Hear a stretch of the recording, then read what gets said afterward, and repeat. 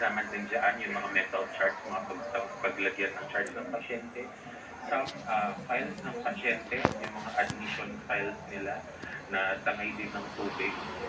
Ang mga nasira pa natin dito are yung mga hospital equipments natin, especially sa dental, kasi ang dental namin sa ground floor lang sila na soaked and submerged din siya. Yung mga gamot na yon, na-report din sila, no? Kasi hindi namin sila magamit, no? Dahil nga nababad sila, ayaw namin sumugal na kahit nasabihin namin hindi siya expired, pero na-expose siya sa elements, unfavorable elements and unfavorable storage.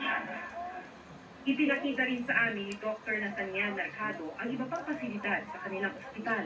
Papunta tayo dun sa parang sentro ng complex ng hospital, no? So, ito kasi yung ER, ito yung parang usual entrance ng mga pasyente and also some of our employees. This is the admitting section, no? So, ito po yung ng hospital natin. Center ng hospital natin.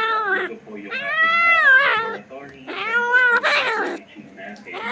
Pero kadalasan sa dulo, di ba yung ating respiratory?